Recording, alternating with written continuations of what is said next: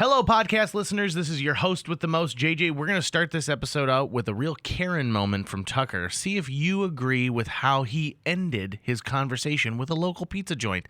And we talk about the Hulk, and you're going to listen to a eulogy. This is, without a doubt, the most everywhere episode of JJ Meets World.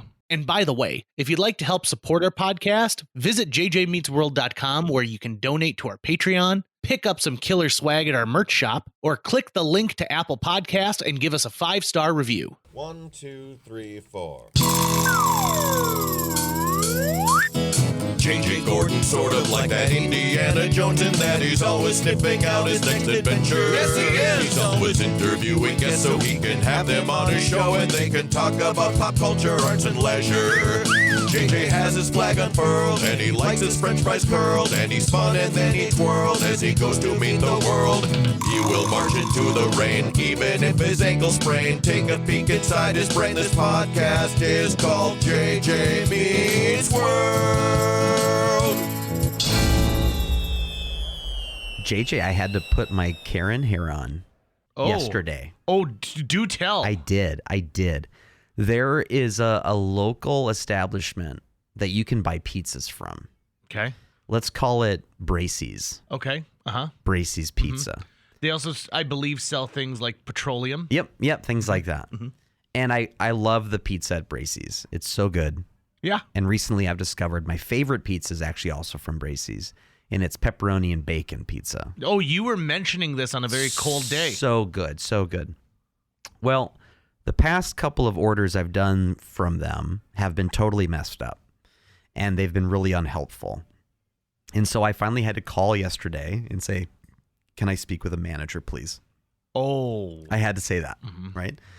And I didn't do it in an angry way. I was like, yep, I'm just going to make my complaint known because I know I'm about to win. Like, there's nothing, I don't need to go and make someone feel horrible, but I'm going to say, hey, this is what happened. This is how I want it fixed, right?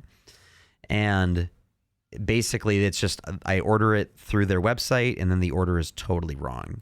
And the last time I'd called them, the kid hung up on me because he got too nervous about the conversation we were having. Oh, my. Just hung up on me. And I was like, you know what? I'm going to let this one go today. I'm just not in the mood to deal with this. And then when the order was messed up again, and I called them yesterday to say, hey, I need to talk to a manager. The guy goes, okay, well, she's in the bathroom right now. Can you call back again in like 15 minutes? And I said, I'd prefer she called me. And I said, this is a customer who's very unhappy. And also, you do not tell someone that your manager is in the bathroom and it's going to take 15 minutes. It's going to take 15 minutes to do it. That's like something a kid tells like a stranger who comes to their house. Like, oh, my parents are in the bathroom right now. Yeah. And you know, long story short, because there's not a huge crazy amount of ups and downs to the story, the manager, who's actually the assistant manager because the manager wasn't there, called me back and we spoke. And it took a while actually to go, listen, the solutions you're giving me just aren't actually acceptable. Like, I'm not going to drive there and get something because I ordered delivery, blah, blah, blah. She ended up hooking me up with like some free coupons, free pizzas. Go ahead and order. I did one then again yesterday, and the right one came through. And she was very nice, and I appreciated her helping me out. And she said, yeah, we got some new guys working here that we're struggling with right now, so I apologize. And I said, I appreciate that. Thank you. So Bracey's took care of it, right? But it took a couple of me going, you know what, this isn't right the way this is being handled. I'm actually losing money. I'm giving them money and not giving the service that I'm paying for. Not all Bracey's are the same. Correct. And that is something you need to really get behind. I think the next Bracey's I order from won't be the one on 19th Avenue North. It's just, I'm just going to not use that one. You know what? That's fine. I ordered Bracey's pizza for a school event last year, and I ordered it at like 9 o'clock in the morning for it to be ready precisely at 3:30 p.m. Walked in there like, oh, sorry, if we just noticed this ticket. It's going to be about 30 minutes before your pizza's ready. I'm like, that is unacceptable. Yeah. And so their offer was, why don't you just come back in 30 minutes? And I said, because I need them for 3:45. Yeah. Like, I need to be in charge. And so I ended up sending a kid to go pick up the pizza, to which they gave that kid the business because they're like, well, I know you're not the one who ordered these pizzas because we talked to him already. And I was like, Bracey's on 19th Avenue North, you're dead to me. It's the same one. Okay, yeah. The same one. Now, Can't suggest it. I'm glad we're not saying its actual name. Here is my suggestion. The Bracey's on 13th Avenue. It's the new one. Okay. So it's where the Ground Round used to be. Okay. We're really, if you didn't figure out what gas station this is already, you really, like, come on. Okay, it's Holiday. That one, consistently the best pizza. Okay. And also, whoever is making their cheesy garlic breadsticks does it with love. And I appreciate that as someone. Good. I do have the nice thing though is that now I have a bunch of leftover pizza in my fridge, which I'll be eating today, and the bacon and pepperoni reheats so good. Okay, so good. It was a female assistant manager who called you back, yes. right? Okay. Older. So we're going to do a scenario here. Okay. You are the male employee that you spoke to who said that I was in the dumper. Do you want me to just play exactly how they did it? Well, no, because we're gonna talk about what happens after the assistant manager gets done with the phone call, okay? Hang up. Ugh. Now ask me what's wrong. What's wrong? Ugh. Joe, you know that guy who called earlier? So wait, so I'm the female? Or no, I'm the female. Oh, you're the female. Yeah. Ugh, Joe, you know that guy who called earlier? Yeah, the really the gentleman with the really soothing voice. Yeah, this real sad one. He wouldn't let me go. He kept trying to tell me how to do my job. Does he not understand that I'm only working here because I'm cooking meth in the dumpster out back? Well, what did you offer him? Well, at first I said, we'll just make a pizza and you can come in. And clearly he's not wearing pants because he wasn't willing to drive here. I even offered to run it out to his car, but he said that was unacceptable. He actually used the word unacceptable. I wrote it down here on this old cigarette package 9 times. He's probably, if I were to guess, going to be upset about the fact that even though we've screwed him now twice, he still has to pay for delivery for this time as well. So we're still getting even more money out of him for pizza that he should have had hours ago. He's kept asking for stuff I can't control. He kept wanting Sierra Mist. I told him they don't even make that anymore. It's called Starry. That was unacceptable to him. Well, again, another tick on the unacceptable. Well, did you tell him about our replacement Bracey's brand of Sierra Mist? I did. Sierra Mist. Yeah, he said it sounds too much like a drink for mice. Or like a mouse drink. You know, that's understandable. Now, I was able to finally I'm much give more him reasonable right now than I was when I spoke to him earlier. I hung up on him. Well, I appreciate that. It's probably because you got your chance to have your 15-minute bathroom break. I was just so disappointed in myself that I didn't want to stay on the phone with him. When he told me that, well, no, he had ordered through our website, not DoorDash's website, which is why it wasn't DoorDash's fault. Which it wasn't. Clearly, it was ours. Yeah, but I mean, we contracted with that company, and we put a lot of trust in them to be a representative of our business. That's true. So here's the thing. I'm quitting Bracey's. This is the straw that broke the camel's back. And Sarah, where are you going? Well, and does it have anything to do with your Crohn's disease? Because you were in that bathroom for about 15 minutes. It does. Again. It does. I'm going to start taking experimental Crohn's medication and hoping for some kind of outcome, a superpower or something like that. Also, this is a good time to tell you, I don't have Crohn's disease. I've been lying to you this whole time just so I could take a longer bathroom break, and you wouldn't give me the business. I'm so sick and tired of people giving me the business. And if Sheila ever comes back to pick up that last paycheck of hers, you can tell her that I know where she lives. Sarah, she's the owner of this Casey's. I don't care. She's sitting there in her like big mansion, in her Bracey's mansion, and I'm sick of it. I think, you know what, Sarah? You know all that. Listen, Sarah. You know all that dog poo we've been saving Sarah, for an occasion. This is the day. Let's get two things straight. First of all, I'm the one who cleans up after you every time you're in that bathroom for 15 minutes. There's no way you don't have Crohn's disease. Just by the state of that bathroom when I get in there. It's because I only eat Bracey's Two, products. we know whose poop that is we've been saving. We know whose that is. Yeah, it's Jed's poop. I mean, we all are playing that game where Jed's always like, there's a dog that pooped outside, but we all know it's his poop. So today's the day. I'm quitting Bracey's. I'm finally gonna live my dream. I am going You're to gonna go. live your dream of trying to cure your Crohn's disease. I'm gonna be an I'm glad you assistant- finally found the time to do that. I would like to move into the role of assistant manager at a Holiday gas station, because holidays are where dreams come true, and they got breakfast sandwiches. And now I can work a breakfast shift and get a good breakfast sandwich. Yeah, I mean, I guess that's a really good idea. I mean, when I heard that same radio jingle that you did about when you work at Holiday Station, every day's a holiday, that was a powerful message. It was. It was also copyright infringement to the song "Holiday" by Madonna. It really speaks to the power of advertising Joe, are on the you coming radio. with me? Are you leaving? Listen. Here's the thing: we can just walk out that door, and we can let nature take over this Braces. Yeah, but because I don't have Crohn's disease, I really need this job. Let me ask you a question. Are you sure you don't? Like, are you sure? Like, has a doctor given you a definitive diagnosis? Well, compared to you, I definitely don't have Crohn's disease because there isn't a thin film of gray matter over every surface when I leave a bathroom. What? The gray? No. Those are newspapers that I put down so there would be more sanitary, and then they just all get wet, and so they become semi-translucent. If it's newspaper, then why is it only in black and white? Because newspapers come in black and white. You never read Garfield? No. What's a Garfield? Is that some kind of fancy college textbook? At this point, The only comic I read is called Orange Cat. And you can find it in free newspapers across the country. And this orange cat, here's the thing. This orange cat loves one particular Italian dish, carbonara. Can't get enough carbonara.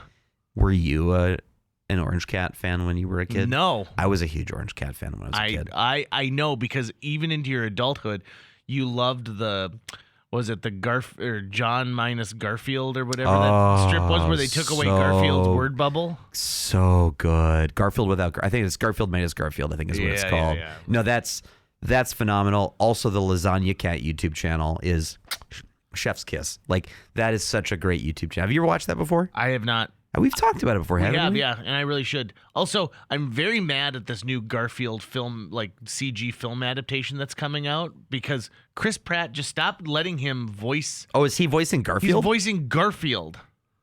He should be voicing Odie, where it's just dog sounds. Like, yeah. Frank Welker is really holding up. If you were handed the creative direction keys on a brand new refresh of a live action Garfield movie, who is your John Arbuckle? In modern stuff, it would be Ed Helms. Ooh, Right? Yeah. Ed Helms kind of has that sort of everyman. He's not really handsome, but he's not, like quirky looking.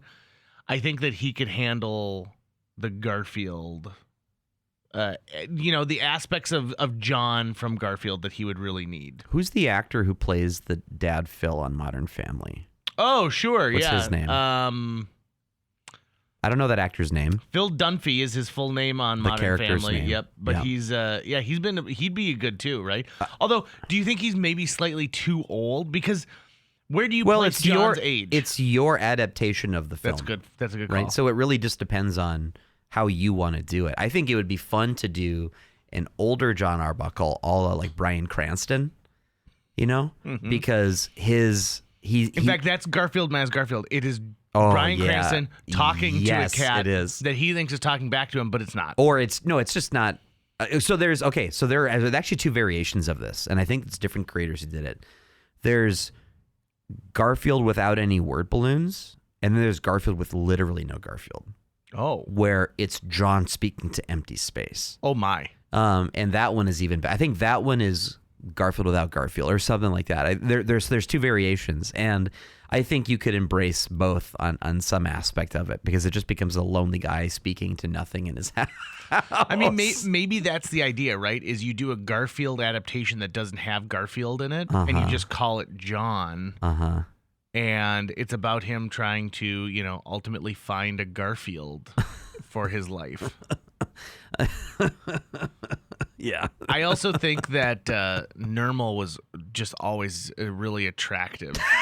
Because they put eyelashes Yeah. on her. Yeah. It's like, how do you know it's a girl? Because they got eyelashes. I mean, that's the sometimes thing, like, they're wearing lipstick. Literally, the female versions of characters in that are John with puffier lips and eyelashes, like Yeah. the same exact body type. Yeah. Jim Davis isn't like the world's best illustrator. It's not even him drawing it anymore. Because it's like a whole factory of people who make it. You know? I always figured Jim Davis is the type of guy who like is getting rip-roaringly drunk and he goes, "All right, let's see what Garfield's gonna do today. What's that? There's a tray of lasagna." It makes me think of that Zach Galifianakis character, the guy who talks about the Garfield movie too much.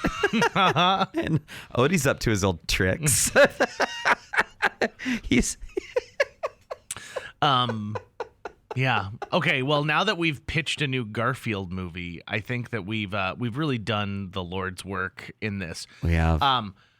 This is going to take a weird turn, but I taped a eulogy I gave recently, and so I'd like to play that audio here. It's very funny. Okay. I mean, it's full of a lot of stories, and if you're a frequent listener, you know that my friend Shelley, previous guest, passed away suddenly on Christmas Eve, and her family asked me to not only MC the funeral, but also speak to who Shelley was as a person. And I realized, well, I really only know this Shelley and like all the different lives that we lead. So, for example, I don't know Tucker at work. You know, like maybe you Sure. have a slightly different personality at work, and, you know, maybe there's some things that you do.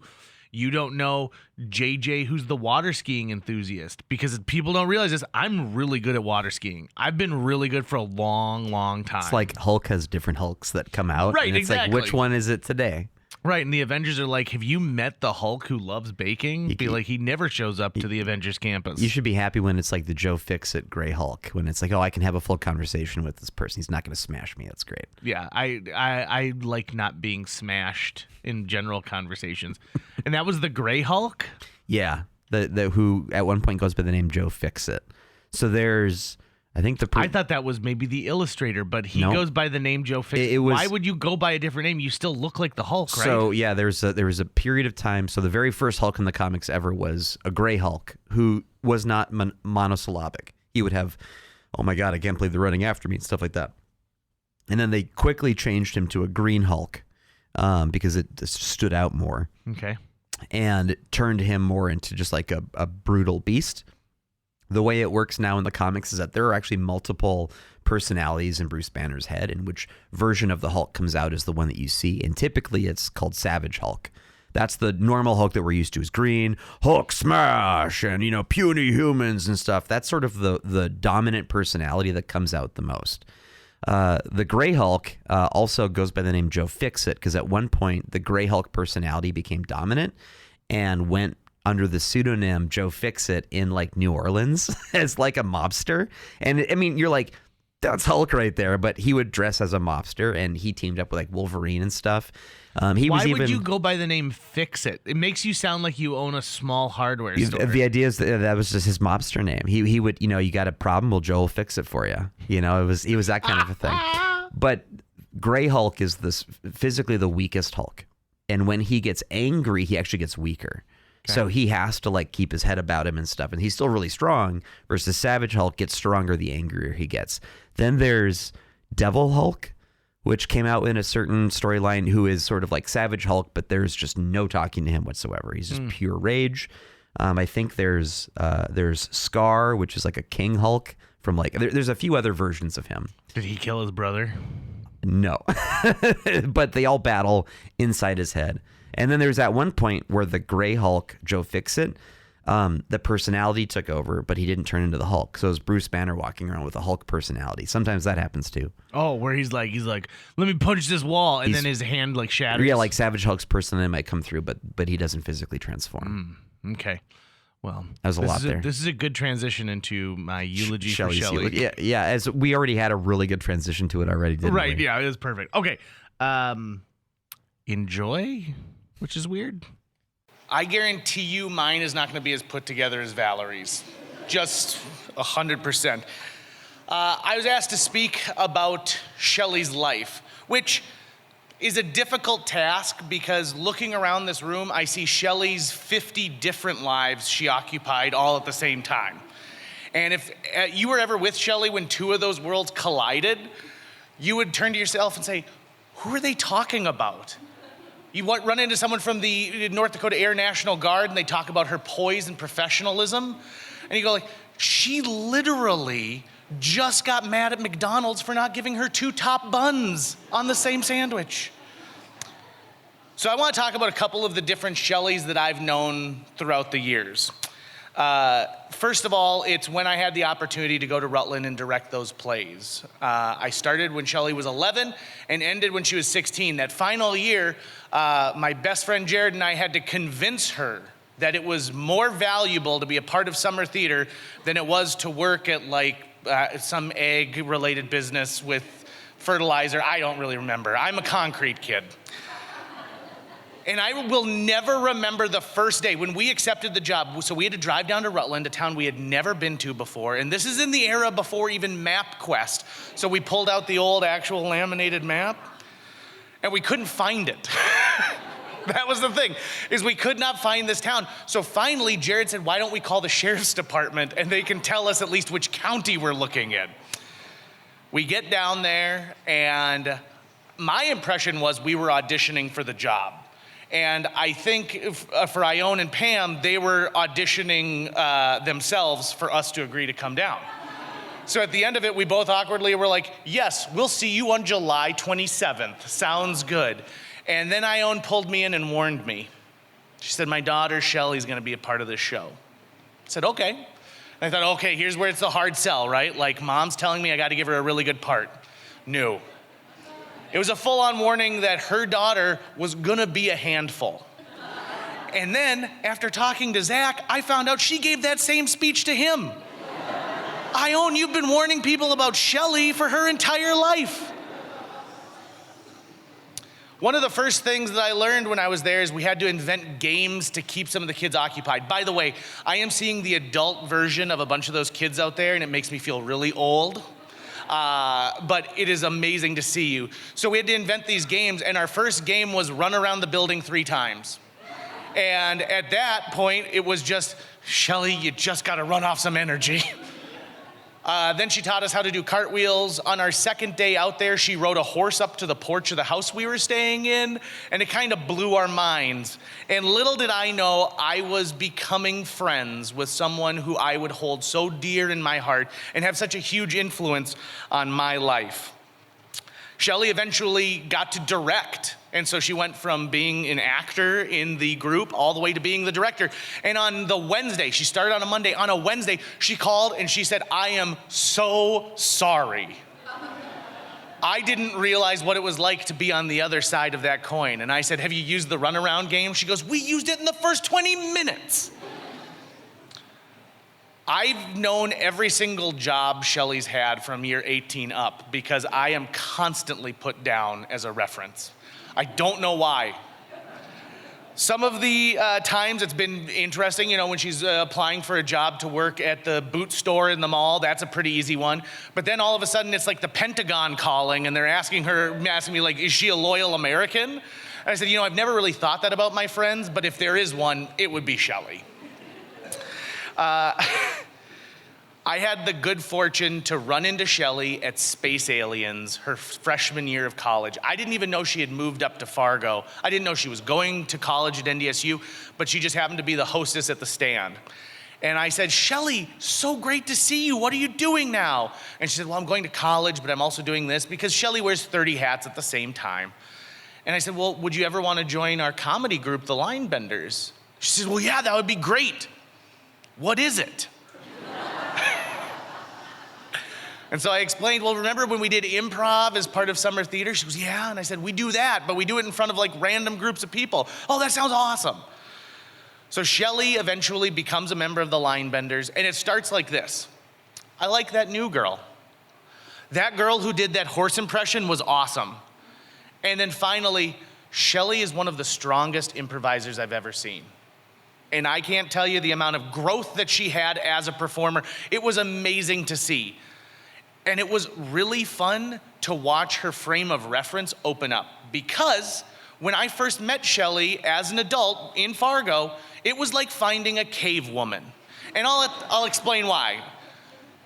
One day, during conversation, someone said, "Oh, that new movie's got Bill Murray in it." And she said, "Who's Bill Murray?" I said, "Oh, he was on SNL." "What's SNL?" "Saturday Night Live." "What's that, a show?"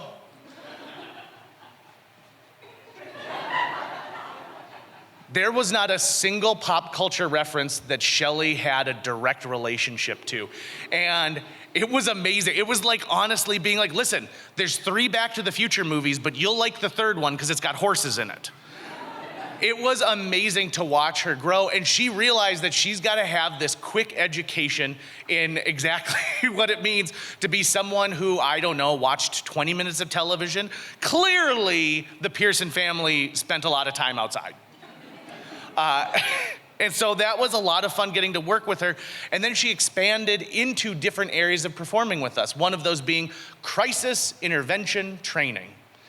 This was a service we provided to law enforcement agencies where they were working on being more empathetic to groups of people who were maybe suffering from bipolar disorder or who were severely depressed. And so for us, we had to act as if we had been diagnosed with these symptoms and then portray. It's hours long, it's very tiring, it takes a lot out of you. Usually we had to go to Arby's afterwards just to kind of be like, okay, let's put some grease in the system. Shelley did such an amazing job in CIT for a couple of reasons. Number 1, she took it so incredibly seriously. Number 2, she knew how important this was to our community and how those individuals that these police officers are going to go and interact with will no longer be 5 minutes, put them in the back of a squad car, but they built empathy and they learned that these people are having one of the worst days of their lives and how can they be more helpful.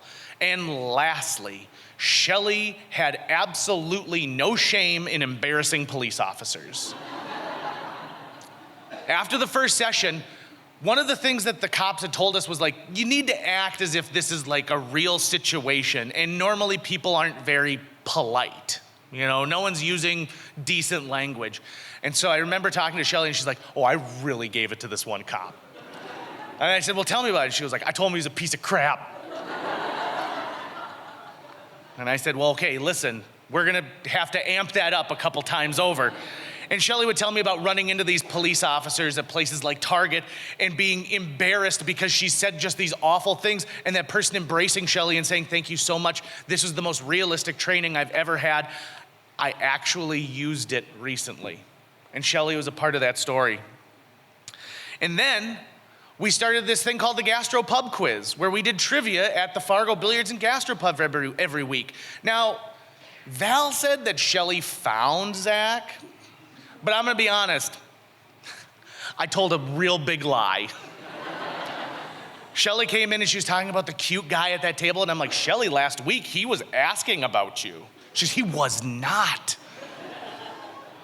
That gullible attitude was so much fun. As someone who I considered like a sister, it was just always so fun to tease Shelley. I said, "Yep, he's asking about you. I think that you should go over there and talk to him." She goes, "Okay, sounds good. There's no reason I shouldn't trust you as an adult." And then Shelley and Zach became an entity that I got to know very well. Zach, an honorary member of the Line Benders, like if you've ever come to one of our shows, Zach pretty much did all the setup. So, and never got paid for any of it. Shelley got to keep the check herself. Which reminds me, when I was writing down experiences I had with Shelley, one of them was when you got paid to be in these comedy shows, and one time she said, "Listen, don't write me a check, but would you meet me at the Tractor Supply Company and just buy this yoke saddle?" I don't know, concrete kid. And I said, "No, that's not the way money works. I will pay you, you will cash that check." And she goes, "Oh, okay, sounds good." Later on, one of the jobs I was able to give Shelley was at WeFest. And Shelley said, "Listen, I want to do something. I just want to earn some money. Would that be all right? Can I come and work for you at WeFest?" And I'm like, "Okay, sounds good." And one year will stick out in my mind forever. There's a campground called Eagle, and it's notoriously the worst campground. And not worst in that it's the worst place to be. Worst as in like, I'm 19 years old and I have a fake ID and this is the one I'm gonna go to. So Shelly manages Eagle for me. And I get a call saying, you need to go see what's going on at the front gate of Eagle. Like, oh no, what's happening? Did someone back into somebody else? Was there an injury? So I show up and there's Shelly talking to a car and I'm waiting for her to finish, and she finishes and I walk over and I say, listen, I was radioed that I should come over here and see what's going on. And she goes, yeah, we got a lot of kids that are going down the wrong path.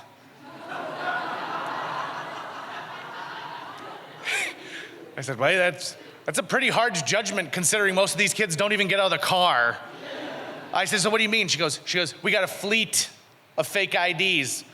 And I am not kidding you one bit. She walks me into the booth. She has got a line of IDs this long. And she goes, most of them are from Wisconsin. We think that there's someone making them and distributing them in the city. And so I told her, your job is not to take away fake IDs. Unless like someone shows up and it says their name is Karen and clearly they just took their mom's ID. So she goes, but listen, I've got this great way. I'm not taking them. They're giving these IDs to me. Okay.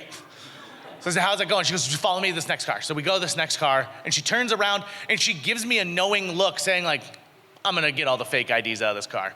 So she goes in and she looks at one ID and she looks up at the driver and looks at the ID and she says, gosh, I can't tell if this ID is real or not. I tell you what, this is such an inconvenience. I'm so sorry, but I'm gonna get the sheriff over here just to run it, and that way we're clear, and that way it covers me. It's my sister's ID, and I only took it because we just came all the way from this. And so Shelly's like, okay, so I'll keep this. She goes, anyone else in the car? 4 more IDs handed over right there. At one point, the sheriff's department comes over and starts learning from her on what to identify on a fake ID. I couldn't believe it. That same summer during the setup for WeFest, I saw something that was very true to Shelly's nature, which is, if there is a job, let me take care of it. A lot of you will know what a post-hole pounder is. I don't. But yet Shelly was going to help in another campground, so she grabbed the post-hole pounder because they needed to put some stakes in because they were gonna put in some snow fencing. I go over to check on how the project's going. There are 6 grown men watching Shelly post-hole pound. And I thought to myself, I was like, well, none of you wanna do this? And they're like, actually, 4 of us would like to get her phone number if that's all right. That's the kind of girl that you marry right there. Shelly was just one of those people who you couldn't help but have an infectiously good time with. One of the first Thanksgivings that she was gonna be away from home because she had to work at the mall, she called and she said, hey, what are you doing for Thanksgiving? I said, well, come on over, we're cooking dinner. And at the end of dinner, we're cleaning up, and I said, hey, would you hit the garbage disposal for me? And she goes, the what? So the garbage disposal, it's that light switch. Okay, and she hit it, jumped 5 feet when the garbage disposal goes on. And she told me later on that she goes, we didn't have one of those at home. My mom told me it's over the fence. So I'm like, yeah, that makes sense. When Shelly had appendicitis, I went to her house and picked her up and brought her to the ER. And I got to see something that like basically nobody else ever got to see, which was Shelly bonkers out of her mind on pain medication. She was really worried that her eyebrows were growing and growing and growing. It was a wonderful, wonderful moment. And then afterwards, all the line benders visited. And if you've ever seen the photo of all of us in Shelly's hospital room, you might note that Shelly's holding a bottle of Elmer's glue. And that was because we couldn't get the horse in the hospital. Shelly also knew that she was that person in people's life who could be called upon. And when we were at our worst, Shelly could be at our best, at her best. I vividly remember her calling me from Afghanistan after the death of a friend. She told me that she had just heard the bad news, and then she offered me her condolences, and she said, is there anything that I can do? And I said, not from Afghanistan. And then I said, am I being charged for this call, or is the US government? And she said, it's probably you. I never went back to check if I got charged for that one, but it was worth it. There was a random day where Shelly just showed up to my house dressed like a cat. Not Halloween, just dressed like a cat, just the way it is. Shelly also, I don't know if you, a lot of you probably know this, but she's internet famous for being in a Doritos commercial in which a bunch of people who are noodling for catfish, a lot of whom are here right now in this room, are noodling for catfish, and then I am eating Doritos. I put my fingers into the water and I pull up a mermaid. The amount of times that she had been directed on how to suck the Doritos off my fingers. And by the way, this is way late. This is after summer. I mean, end of September, early October. That lake we were in was freezing. Not a single complaint from Shelly. Even after she had to pop on the mermaid costume, it was just out of this world. It was so much fun. And I don't think Shelly ever regretted that, but she certainly wishes it hadn't been so popular. One of my all-time favorite memories of Shelly involves her coming to my house while I was doing a home project. Shelly never shied away from work, never. She was somebody who would lend a hand for any project that was going on. And in this one, I was pulling down a plaster ceiling in my living room. And as she left, she asked if she could have a Ziploc bag. And I said, okay. I did a lot of okays with Shelly over the years. And she took a bunch of the plaster and put it in a baggie and left. 2 days later, she showed up with a canvas where she had incorporated the plaster into the paint that she had used on this canvas and gave me one of the greatest gifts that I will ever receive in my entire life. And I treasure it, and I'll even treasure it deeper now. And I thought, that's who Shelly is as a person, right? She sees destruction, she sees chaos, she sees something that I want to throw away, and somehow she makes something beautiful out of it. And should we all be so lucky to be able to do that on a regular basis? Even today, it doesn't feel real to me. It won't seem real for a very long time. And that's hard. And whether she was your sister, your daughter, your friend, your niece, your neighbor, your coworker, your fellow guardsman, Shelly had a special part in your life, and it was one of those 50 personalities. And if we could all just be a little bit more like her every single day, this world would be a better place. It'd be a little funnier, be a little bit kinder to each other.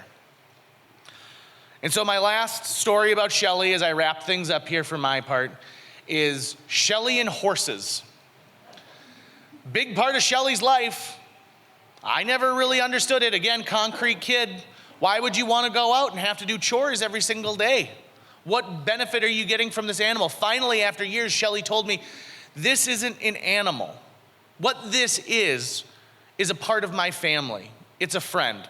And then I thought to myself, she's absolutely right. I'm looking at this in the wrong way. I need to put on those Shelly goggles and look at it in a different way, which brings me to the fact that I couldn't find the right sympathy card for today because there was no sympathy card that I could give to Zach or Ione or anybody that really identified who Shelly was. I went through everything. I went to Hallmark. I went to Target. I found cards that said, wishing you strength during difficult times. I'm sorry for your loss. Thinking of you. Deepest sympathy. But I found it. After I looked through all of those cards, I finally found it. But I need to beg your indulgence because it's a sympathy card for a dog. In their short lives, our pets give us all they can. Imagine I said Shelly instead of pets. Their friendship, unselfish love, and total loyalty. There comes a time when these beloved pets are no longer with us. Beloved Shelly is no longer with us. Yet we can repay their friendship, love, and loyalty by remembering them. You were a very good girl, Licorice. Shelly. I hope that you can find her in laughter, in fun. There's a quote from Dr. Seuss that I can't believe nobody used today, but I'm gonna go into it, which is, don't cry because it's over, smile because it happened. I think a lot of people consider funerals as a time when things end, and in fact, this is the beginning. This is the beginning of us being able to remember our dear friend, daughter, family member, guard member, hostess at Space Aliens, yada, yada, yada. It goes on forever. And so today that starts. I'd like to end today with the immortal words of the Muppets, who always say it better than I ever could, with the song Saying Goodbye, which Shelley sent to me after we found out a friend of ours had passed away. Saying goodbye, going away, seems like goodbye's such a hard thing to say. Touching a hand and wondering why, it's time for saying goodbye. Saying goodbye, why is it sad? It makes us remember the good times we've had. So much more to say, but foolish to try. It's time for saying goodbye. Don't want to leave, but we all know sometimes we just have to go. Somehow I know we'll meet again, not sure quite where, and I don't know just when. But you're in my heart, so until then, I want to smile, I want to cry, saying goodbye. Thank you very much for coming this afternoon. That's going to wrap it up for today's show. If you enjoyed this episode and would like to help us continue to produce new episodes each week, visit jjmeetsworld.com, where you can donate to our Patreon, pick up some swag at the merch shop, or follow our link to Apple Podcasts and leave us a 5-star review. You can also follow us on social media. We're on Facebook, Instagram, Twitter, YouTube, all the sites the cool kids are using these days. JJ Meets World is produced every week by Tucker Lucas. You can find out more about Tucker's work by visiting moonbasemaria.com. If you want to get in touch with your host with the most, check out linebenders.com, where you can find direct contact info for JJ or booking information. My favorite version of the Hulk is Tucker Lucas Hulk, which is a Hulk that gets really angry and smashes down gas stations that don't give him the pizza he likes.